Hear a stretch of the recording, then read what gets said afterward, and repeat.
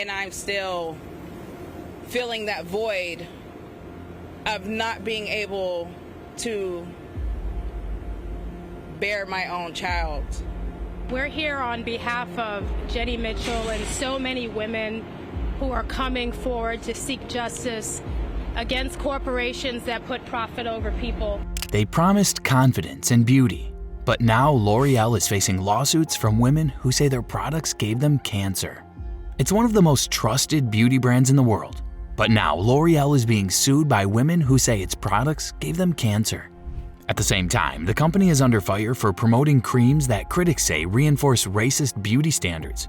So, how did the world's top cosmetics giant end up in this much trouble? Let's take a closer look. Before we dive into the lawsuits and controversy, let's take a step back and ask, who exactly is L'Oreal?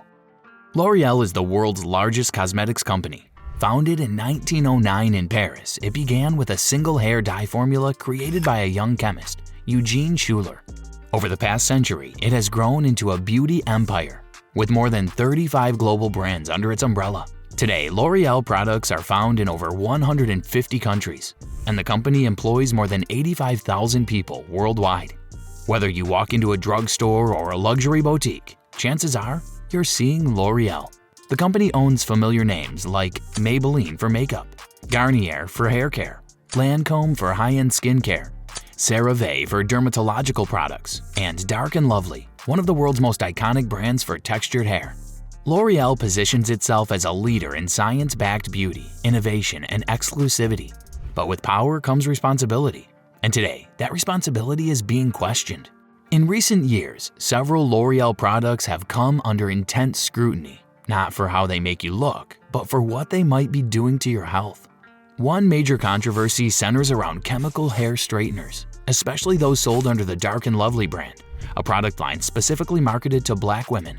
These products have been a staple in the beauty industry for decades, but now they're the subject of serious legal action.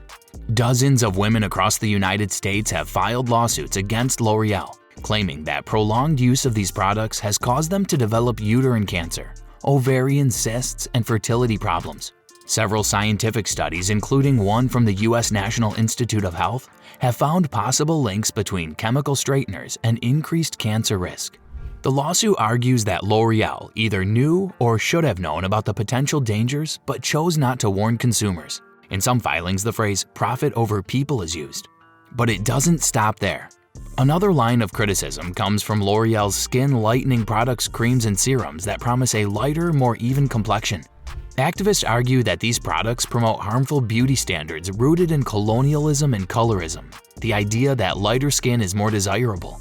Despite growing backlash, these products are still widely sold in markets like India, Africa, and Southeast Asia. And while L'Oreal has made public commitments to inclusivity and diversity, critics say these marketing practices tell a different story. Beyond health concerns, L'Oreal is also facing growing backlash over the message behind some of its most profitable products, specifically skin-lightening creams. These products are marketed as solutions for uneven skin tone or dark spots, but critics say they promote a dangerous idea, that lighter skin is more beautiful, more successful, more desirable. In regions like South Asia, Africa, and Southeast Asia, L'Oreal and other brands have sold skin-lightening products for decades, often using models with pale skin, bright lighting, and taglines like "fairer is better." This practice, known as colorism, has roots in colonial history and is still deeply embedded in many cultures. Activists argue that these ads reinforce harmful standards, especially for women, by equating lighter skin with value and social status. In 2020, L'Oreal announced it would stop using words like whitening or fair in product labels, but many of the same formulas are still being sold today with just rebranded names like Glow Boost or Radiance Corrector. So the question remains, did the company change its values or just its vocabulary? So how has L'Oreal responded to all this? In public statements, the company has consistently defended its products, saying they comply with all global safety regulations and that consumer health is a top priority. Regarding the hair straightener lawsuits, L'Oreal has said the claims are without scientific merit and that their products are rigorously tested for safety. But critics argue that testing alone doesn't guarantee long-term health outcomes, especially when used frequently over decades. As for the skin lightening controversy, L'Oreal made headlines in 2020 when it promised to remove words like whitening, lightening, and fair from its packaging worldwide. But many watchdog groups say that's not enough. While the language changed, the core marketing strategy often remained the same, still targeting regions where lighter skin is socially valued. Internally, L'Oreal has launched diversity initiatives, hired inclusion officers, and invested in campaigns aimed at representing a broader range of skin tones. Still, the company faces an uphill battle to rebuild trust, especially among the very consumer it claims to empower.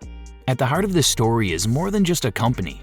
It's a global conversation about beauty, identity, and power. For millions of women, brands like L'Oreal aren't just about makeup or hair products. They're part of their daily lives. They shape how women see themselves, how they're seen by others, and what society expects them to be. But when products cause harm or when beauty standards reflect outdated and harmful ideas, it raises a deeper question. Who gets to define beauty, and at what cost? The legal battles may take years to resolve, but the cultural reckoning is already happening. Consumers are more informed, more vocal, and more critical of the messages behind the brands they buy. For L'Oreal and for the beauty industry at large, this is a turning point, not just to change packaging, but to change purpose. Because real beauty shouldn't come with a warning label. The world's biggest beauty brand is under pressure. What will they do next? Let us know your thoughts in the comments below.